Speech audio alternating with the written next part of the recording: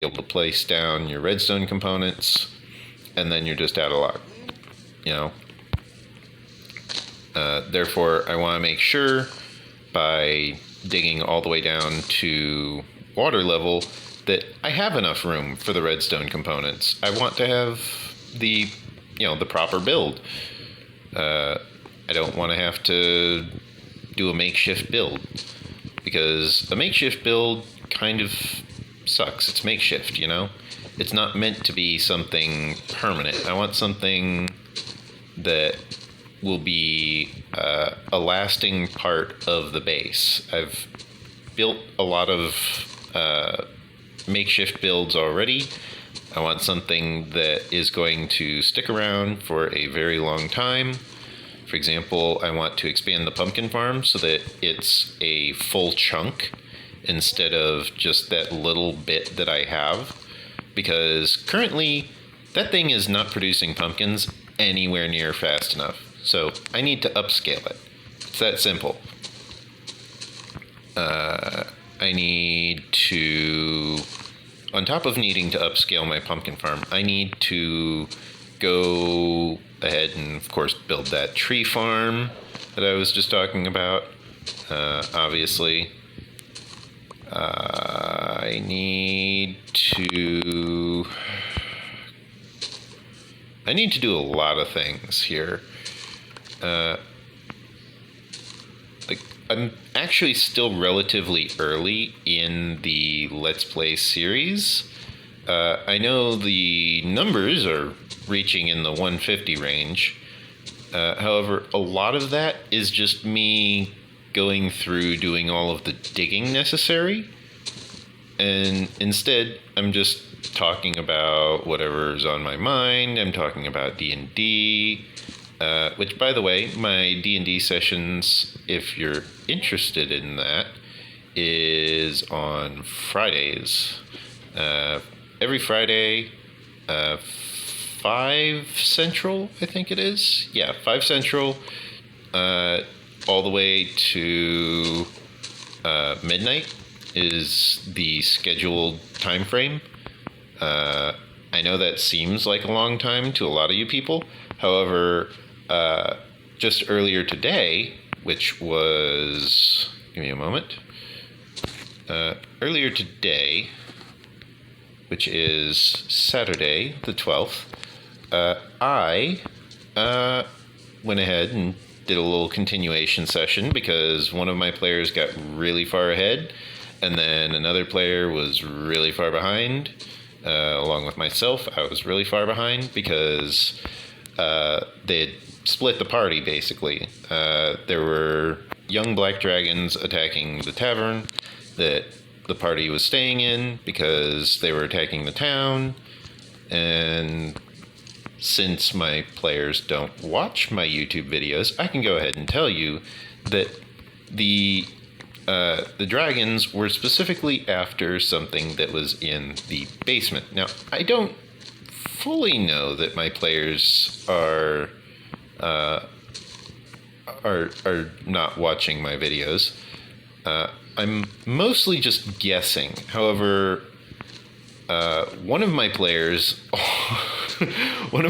almost walked into a vat of alcohol because the tavern uses a rather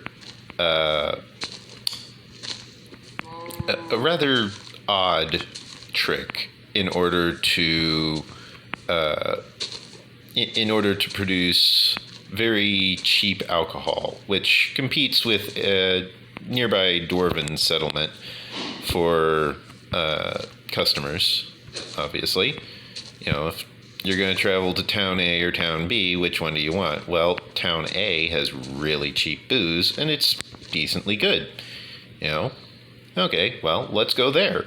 It's like, well, wait, why is it so cheap? Well, they kind of have a lot of booze in the basement. And when I say a lot of booze in the basement, I mean they have a 10-foot deep pool that is, if I remember correctly, on the dimensions of that pool, it is roughly I think it was...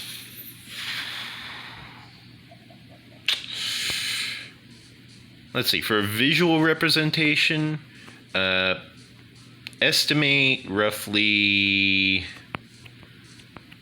let's see, where's a good spot? Roughly the size of this little inlet here. So from here to here would be roughly the range, and that whole thing would be 10 feet deep, which means, yeah, you're underwater by that point. It would actually be 1 block lower than this, because each of these is roughly 3 feet, which means 2 blocks is 6 feet approximately. You can look up more exact measurements using Google, obviously. It's 1 cubic meter is 1 block. That's the official measurement for Minecraft to real world measurements.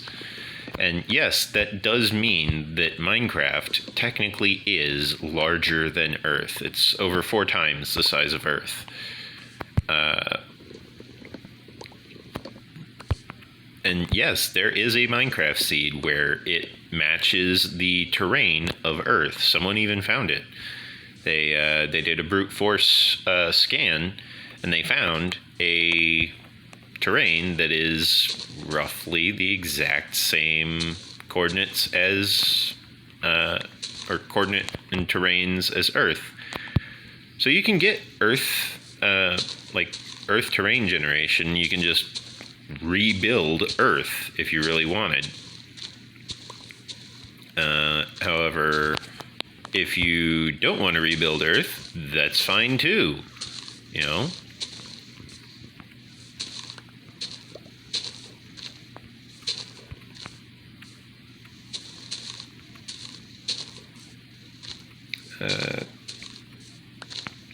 Me, I'm not playing on the world seed that simulates the terrain generation of Earth.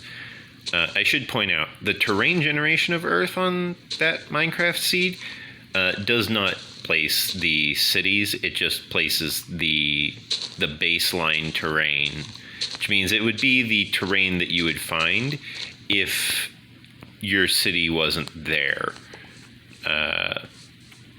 So, for example, Covington, Kentucky, my hometown, which is not where I currently live, Covington, Kentucky would have a lot of hills. Might even be an extreme hills biome. Meanwhile, McAllen, Texas, where I do live currently, as I've posted on literally all of my Minecraft videos. If you look up the location, that's where it says. McAllen, Texas would be very, very barren, very dry. It's technically a subtropical desert, which means, yes, we do get some rain. However, it's still a desert, okay? It's not much rain. We live in the middle of nowhere. There is a point on the way down here, when I was moving down here from Covington, where I just looked out the window of the car and I realized that in all directions, all I could see was farmland of the same crop. There was no landmarks. It was as though I was in the middle of the ocean, because there's just no landmarks. There wasn't even cows or anything. It was just farmland of the same crop everywhere. And it's like, wow, how do you navigate? Well, you keep going one way. That's how. Fortunately for us, we had a road. When you're out on the ocean, you don't even have that much. Which means I really respect the people who navigate across oceans, because that's got to be difficult like, I know they're using the black box technology, which is technically a method of navigation where they have an internal mapping, and that internal mapping does have some variance because the Earth is constantly twisting and spinning and rotating, and the Earth core is constantly modifying itself. The instruments, of course, are also able to have some sort of interference, which is not good. But that's why they have course correction. They will find a landmark that they're familiar with, and they will utilize cross-referencing in order to make sure that they are in fact on target. They want to make sure that they are in fact on the correct course. They want to make sure they're not getting lost, because a black box navigation system for an airplane, for example, would from, for example, 9/11, the Twin Towers incident. If that black box had not been updated by this point, then that specific black box would find itself thinking that McAllen, Texas is somewhere in Central America currently, which is not true. McAllen, Texas is in the U.S. It's in Texas, obviously. Also, yes, people in Texas do have their own way of doing things and thinking and speaking. They use the word y'all a lot, which, if you're not familiar with the word y'all, it is a word contraction that is specifically translated, if you remove the contraction, to you all. Which means when Jim Raynor, for example, from StarCraft 2, says, "How y'all doing?" He's saying, "How are you all doing?" He's asking, "How are you?"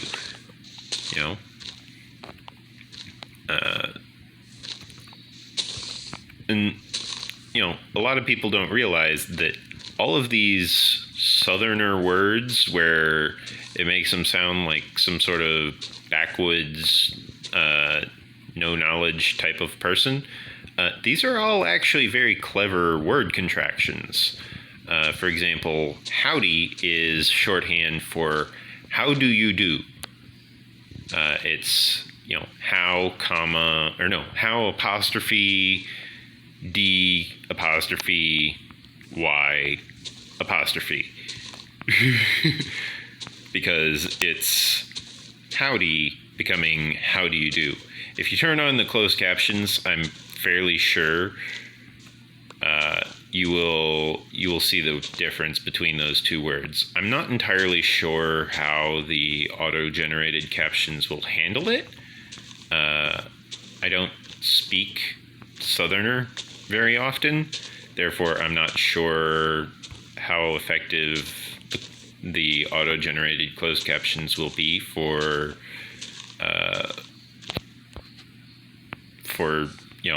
translating howdy or how do you do or any of these other words that are frequently used in the South,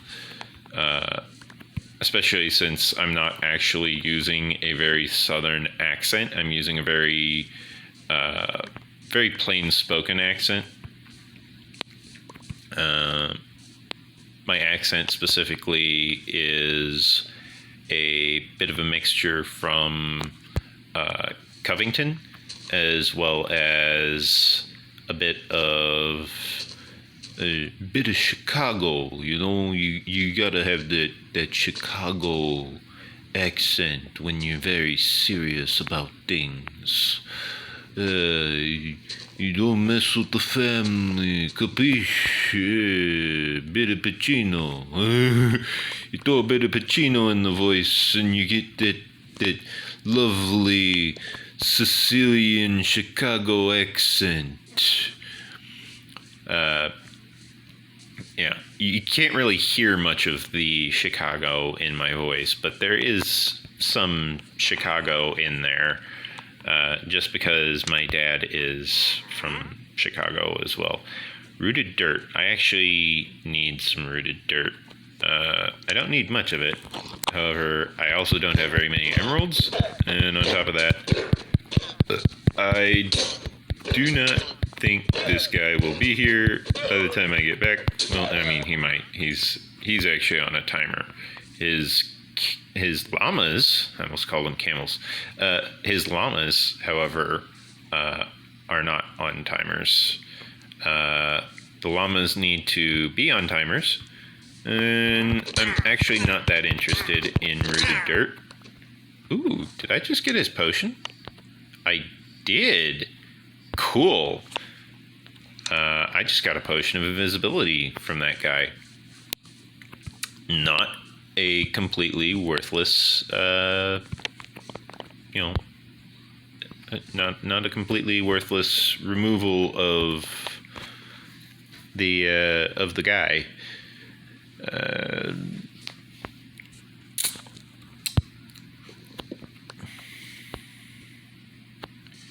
Yeah.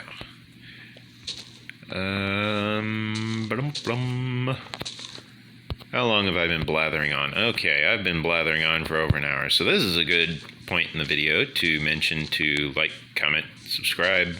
Helps me, helps the channel. Tells YouTube this is the type of stuff you enjoy seeing. I believe I just got done blathering on for an hour about how it helps the channel.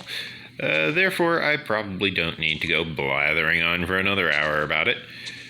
Therefore, I should probably get back to telling you guys about Dragonus. Where was I last? Dragonus was at Atlantis. She attacked Atlantis with lightning, which is the stupidest move ever. Don't attack Atlantis with lightning. Atlantis specifically has protection safeguards specifically against lightning attacks. Okay? Don't attack Atlantis with lightning. Lesson learned. Okay?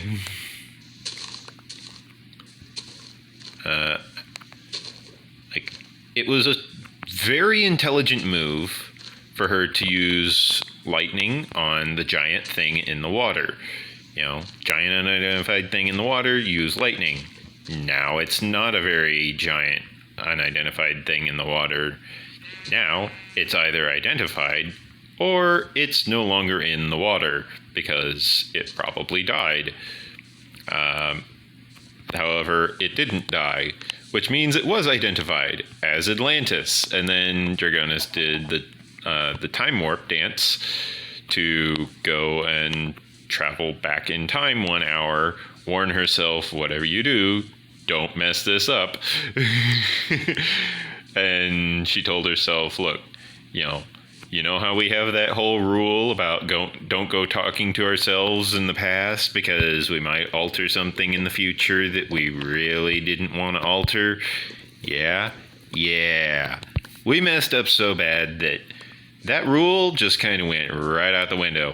It's like, okay, yeah, that's pretty bad. What did I do? Well, the reason you attacked the water was because there were no friendlies in the water.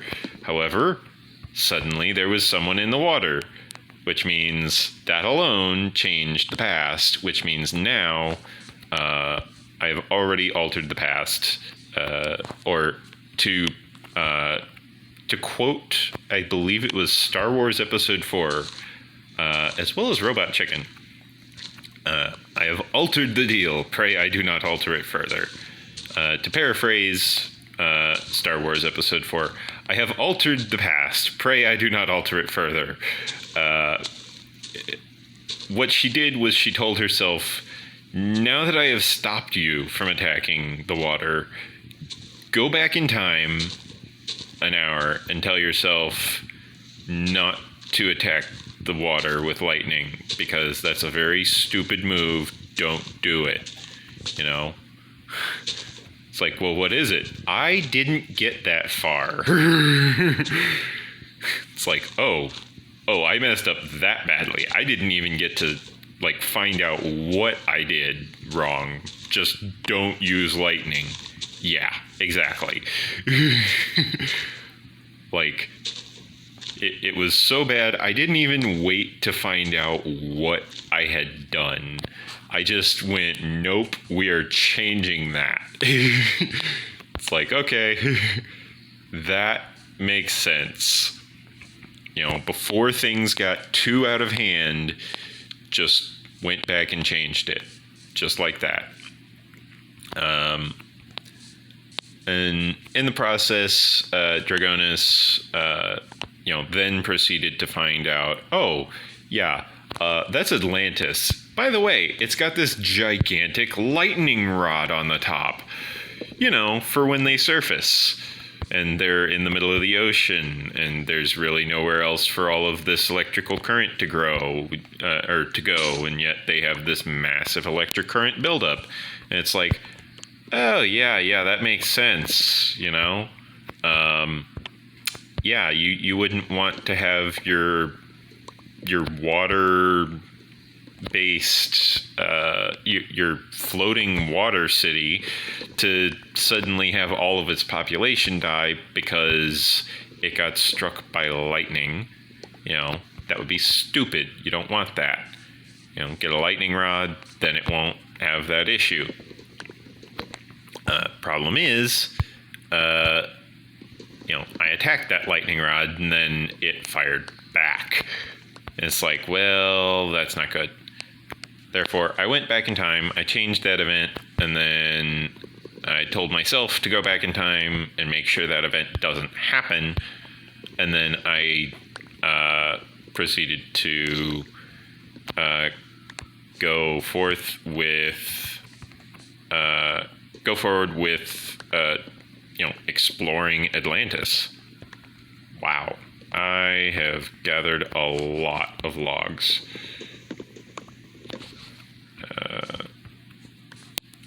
When I say a lot of logs, I mean a lot of logs.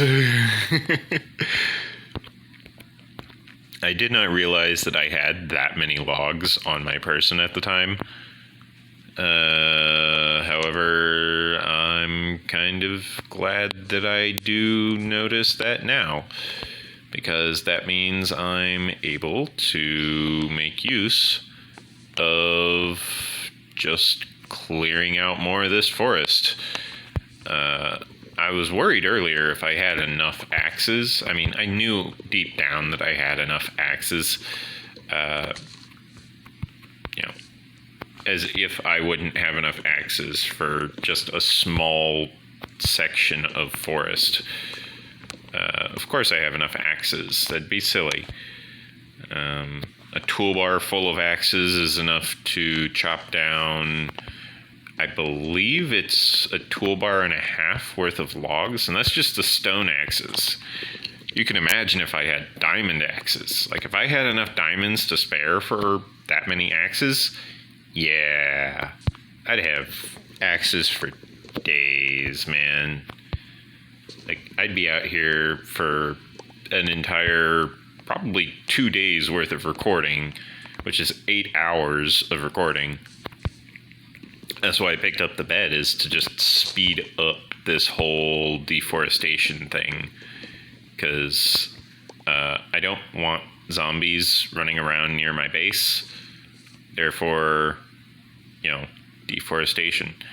Now, I am going ahead with enjoying the fruits of my labor. By which I mean I'm taking out all of the tree leaves in order to gather up any twigs, sticks, as well as gathering any saplings. And that will allow me to make use of my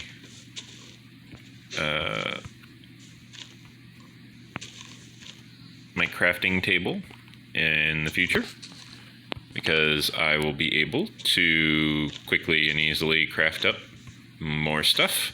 I'll also be able to compost the majority of the saplings. I do not need anywhere near this many saplings. Therefore, I have net positive saplings, guaranteed.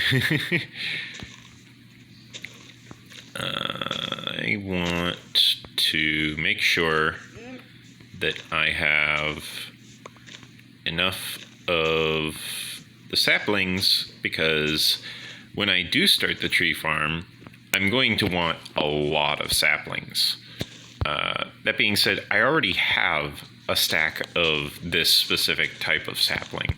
I already have 64 saplings of this type, which means I don't actually need these saplings that I'm holding, which means I can just go ahead and throw them in the composter section of my base, and that will allow me to easily dispose of all of the saplings that are overflowing in my inventory without needing to worry about wasting materials, because I'm not wasting the materials. I'm just converting them into bone meal.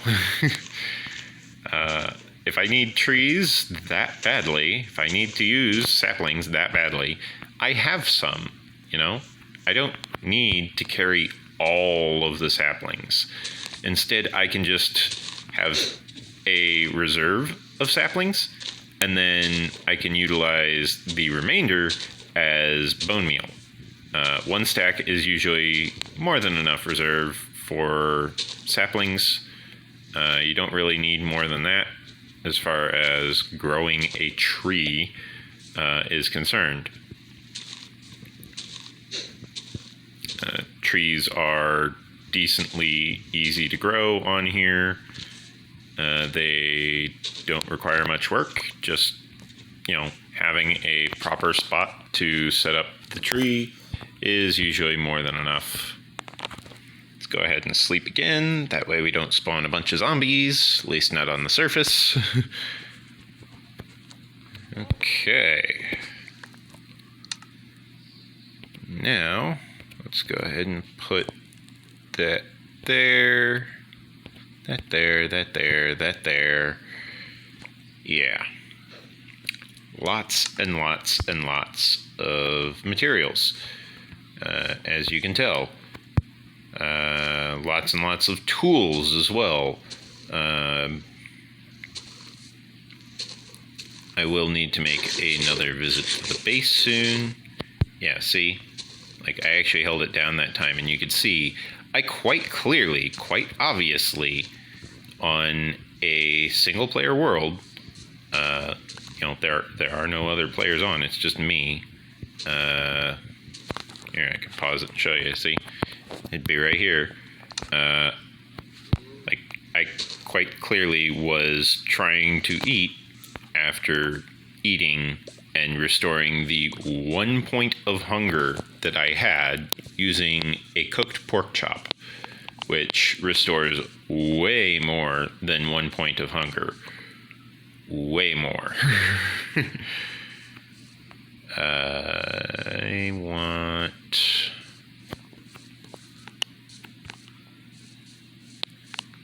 an autosave. That's always nice. And this appears to be oak. Ooh, I could get oak. Do I want oak? I think I want oak. Yeah, I want oak. If you're wondering why the leaves consume durability on an axe, the reason why the leaves consume the durability is specifically because if you have some form of looting on your axe, you're able to actually get increased drop rates for saplings, increased drop rates for sticks, as well as increased drop rates for apples in the case of an oak tree.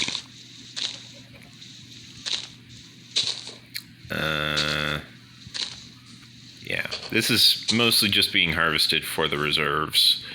of material. Did I get... I got one oak sapling. Okay.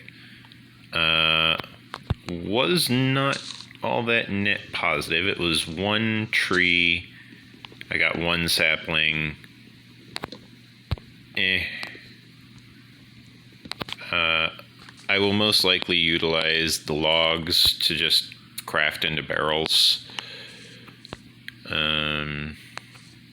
However, I do want to actually make use of another oak tree. I do want to make use of the oak tree to gather a supply of apples, because I'm going to need more apples if I want to have... Actually, there's a chicken nearby, isn't there? Yeah, there is. Hey you, chicken, get over here. I have an item for you. Here, chicky. There you go. Enjoy.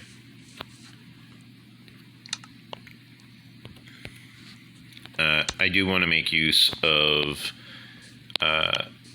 the oak trees in order to craft a tree farm, in order to collect the apples, in order to create a way to easily and quickly and efficiently cure zombie villagers. Because that will allow me to keep my villagers alive longer. It won't stop them from dying to like skeletons, but if they die to a zombie, I'm able to cordon them off and then feed them a golden apple, and then I'm able to wait it out, let them convert back, and then that will preserve my villagers. I don't know if it needs to be an enchanted golden apple. Okay, now I've got 3. That one was net positive. Ooh, there's a ravine over here, it looks like, or at least a cave. What's the cave look like? You will notice that despite being, like, actually off the map, I am able to still navigate roughly the correct direction to my base. It does help that I have that gigantic kelp farm over there, which is part of why I want to make the tree farm. I want to make the tree farm because the tree farm is going to be so massively oversized that I really won't be able to lose track of the base. Because I'll need a roof over the trees. I'll need to make sure that the trees, are able to receive enough light, but I also don't want them to grow too tall, because if they get overly large, then they will, the trees, if they get overly large, will require more effort in order to retrieve all of the items. And then, of course, that's going to cause problems by that point, because suddenly I have to go and, climb up a tree in order to retrieve my items. And that's not really fun for anybody. That's not fun to watch. It's not fun to do. You just want your tree farm to let you just go through, chop down a bunch of trees, and then get back to whatever you were doing. That's the point of having a tree farm, is that it's quick, it's efficient. You don't have to go climbing through scaffolding to, retrieve everything. The leaves, of course, decaying is going to be collected by a hopper somewhere. Is the plan. Hopefully I only need like 1 to maybe 5 hoppers for the entire tree farm, for what I'm planning, because I'm planning a very passive build where it just lets me go in, chop down all the logs, and then wander off elsewhere. and then the items will get auto-collected as they fall from the tree leaves into the water down below. That's the plan, at least. How well things will go according to plan is, well, I did it before, and it worked very well.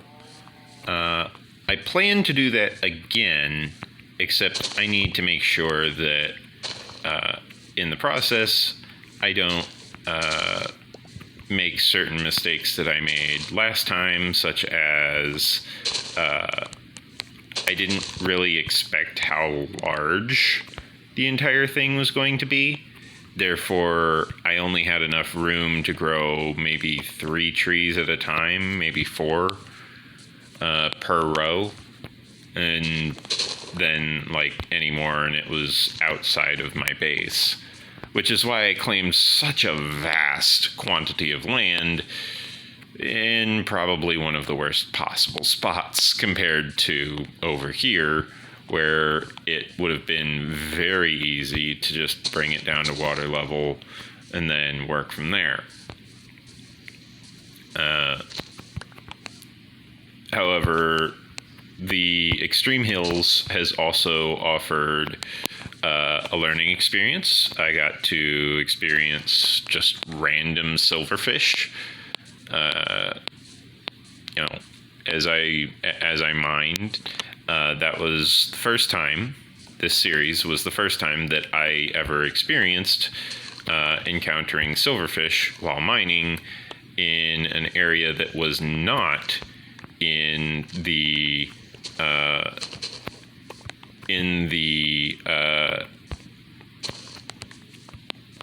end dungeon, I guess it would be called. I don't really remember the proper Minecraft terminology of what the place is called. Sorry, I'm trying to look for flowers while I also think. I'm sitting here basically fighting against my screen sensitivity, because the screen sensitivity is set all the way up to 100, and that causes it to sometimes just want to freak out. It's like, well, why freak out? Shouldn't be freaking out. But yeah, I want to go up here, and then I want to actually place the bed over by this kelp farm once again, in order to no, not this way. That would have me facing the other direction. This way. Okay, in order to have a good view of the kelp farm as I fall asleep. How's the kelp doing anyways? Decent. Now is it night? Yes, it is. Yeah, as you can see, we get a great view of the kelp farm as we fall asleep. I can turn this on again, allowing me to make use of... Yeah, see, doing that just voids the experience.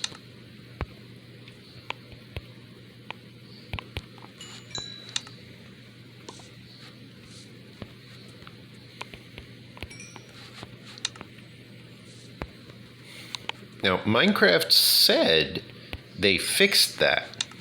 They said they fixed it. They clearly didn't, but they said they did.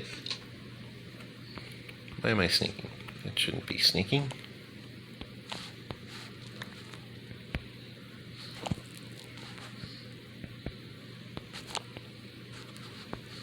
Okay. Now I can go in here. I can deposit the pork chops. And then I want to go over to here.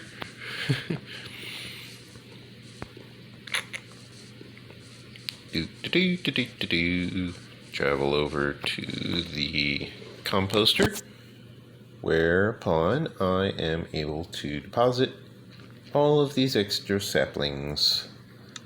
Now I shall check and make sure that I am fully stocked on birch saplings. I also have some oak, I have some jungle, I have some spruce. Now, a spruce sapling is normally this tiny little thing.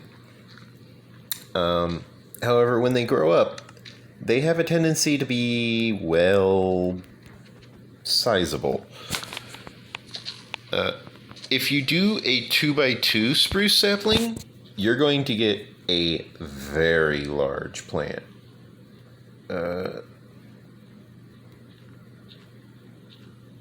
Yeah. I wonder, can I compost an ink sac? It does not look like it, no. Okay.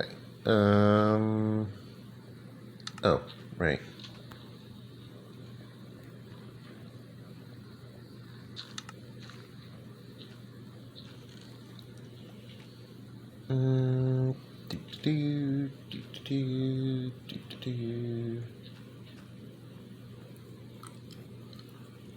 Okay. I have way too many sticks. I also have way too many axes.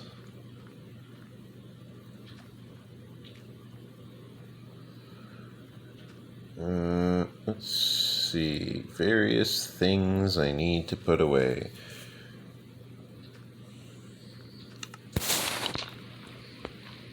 Okay. For this one, I want... Where is it? I want right here for this. Lily of the Valley. What I'm doing is I'm just kind of setting aside a section for each of the different varieties of flowers.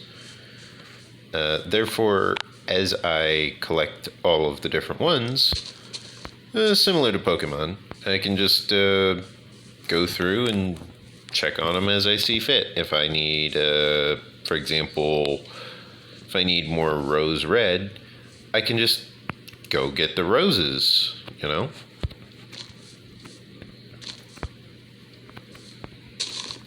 If I need more blue, I can go and get one of the flowers for blue. If I need more green, I can go and get cactus. This allows me to have some form of reserve set aside.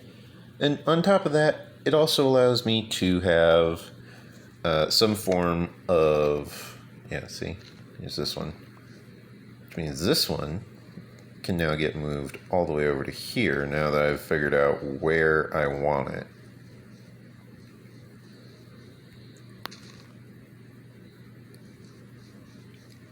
But yeah, this allows me to have some form of reserve set aside in case I want to actually have some dye for some reason. For example, let's say I want to have some colored concrete.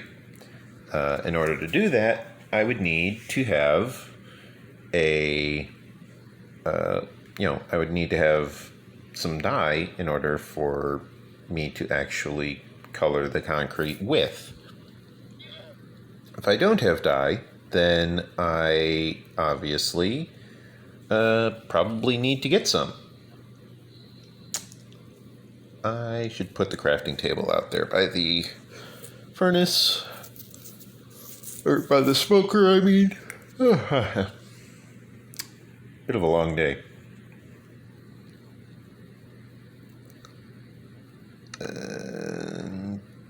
Let's see. I could put the potion on this guy. He's not going anywhere. There we go.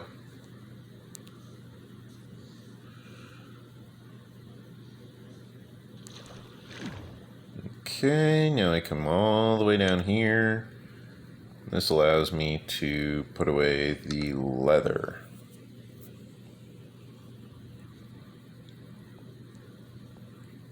In this chest.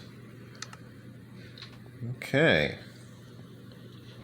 I know, it's quite the long trip in order to just put away one leather.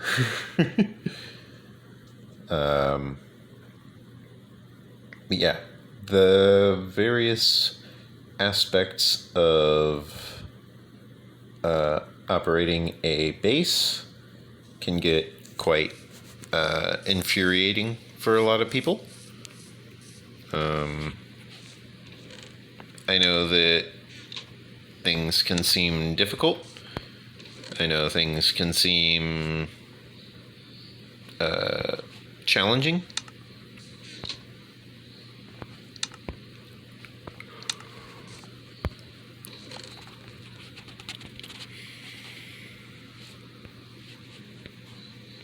Okay. However, if you just stick with it, you can quite easily find that all of your concerns and all of your issues and all of your problems quite quickly just clear right up. Just takes the proper amount of motivation.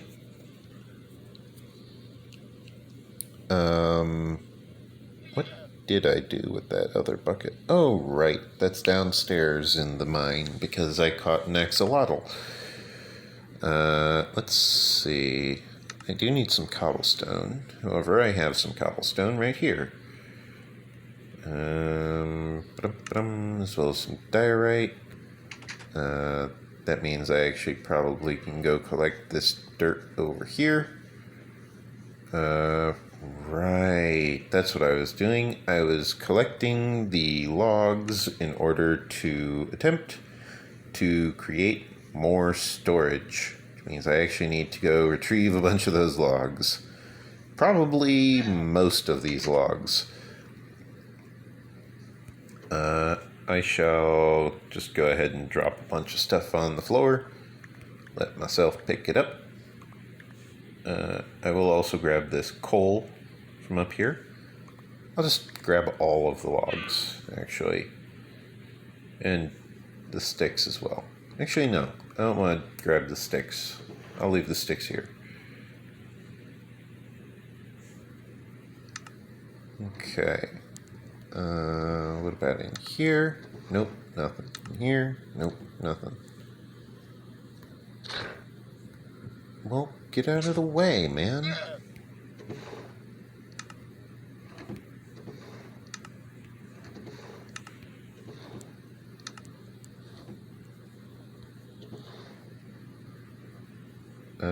I will grab my pickaxe. I'll grab my iron shovel, unenchanted.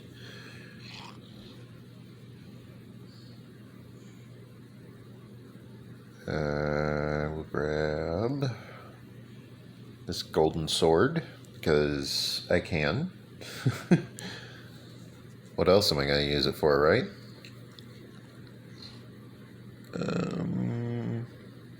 I don't think there's anything else I really need to bring down there.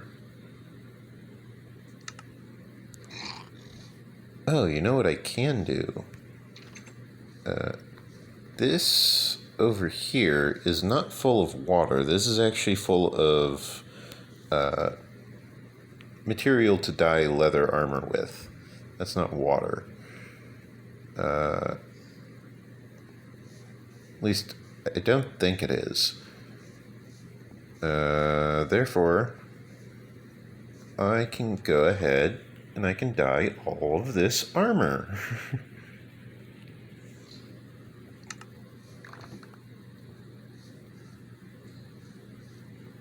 Just make sure I got it all. Yep.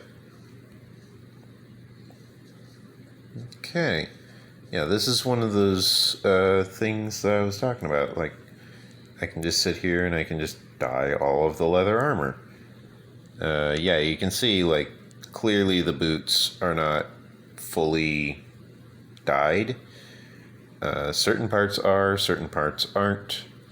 The helmets also don't dye properly. Okay, now it's out of material to dye with. Now I can actually collect rainwater. If you want to remove the dye from a set of armor, all you have to do is get a cauldron full of water and then use the dyed armor on the cauldron.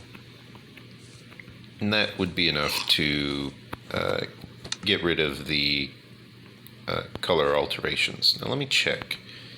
If I do this, is there any configuration in which I am able to preserve the color? Not really. Okay, well that's kind of good to know.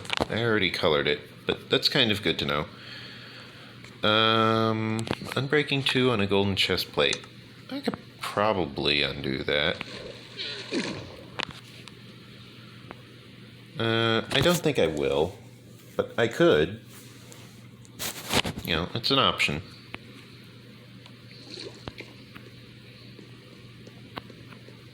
I want this one, because I want to grab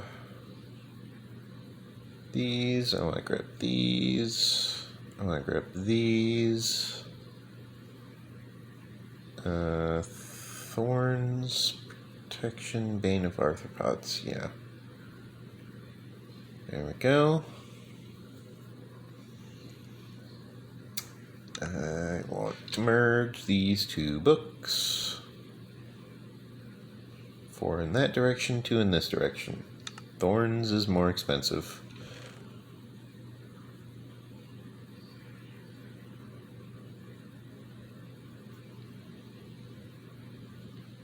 Ah, yes. The sword. What dost thou offer? What dost thou offer, my sword? Fire aspect 2, huh? It's actually pretty tempting. I'm gonna go get myself some experience. Swim.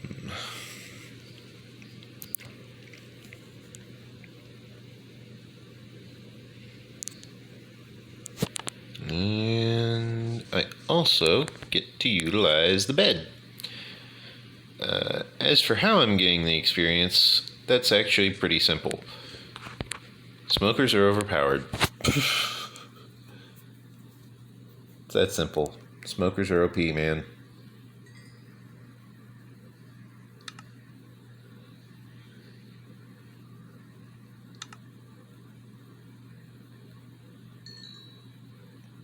The trick is to collect every single item as it smelts.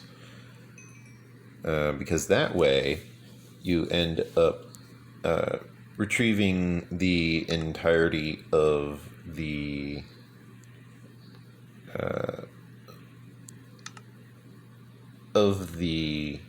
stored experience as it goes. Right.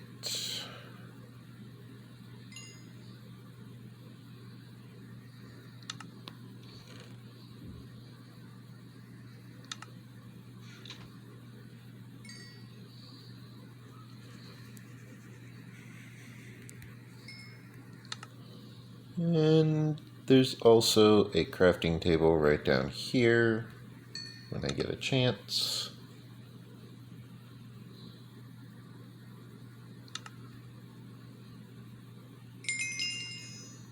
There we go. That's level 30. Now I want to overshoot level 30. The reason for why I want to overshoot level 30 is very simple, very direct. I want to overshoot level 30 because I want to make sure that if there are more enchantments that I want besides just Fire Aspect 2, I have the opportunity to get them. That being said, I don't want to burn through all of my kelp, because this is really good experience for me. Now I shall lock unlock the hopper. Plop that in there.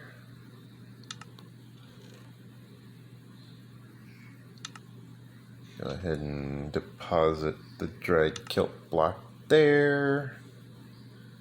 Craft that. Deposit that. Deposit that. Okay. Now,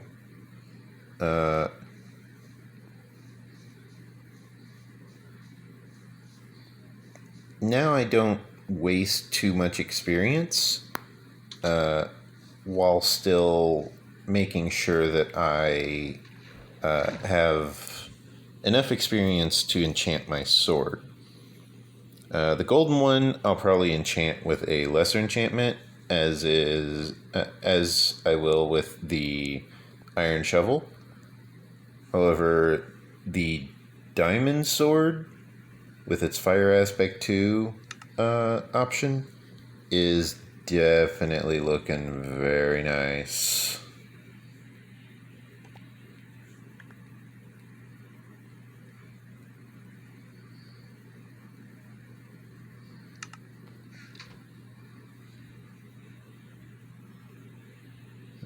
Okay, let's see what other options we got. Silk Touch, and decent. I might go for the Fortune option. Unbreaking, Silk Touch, Unbreaking.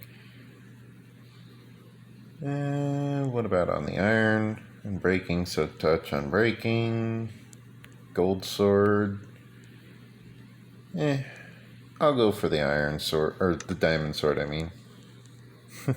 Called it the iron sword. I want lapis.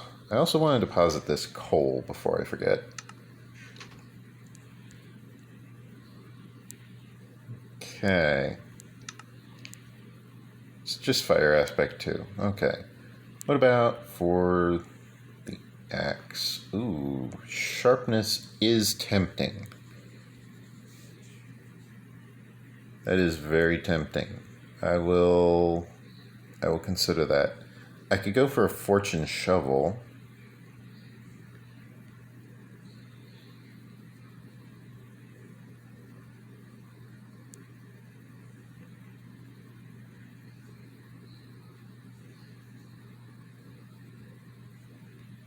What about the sword?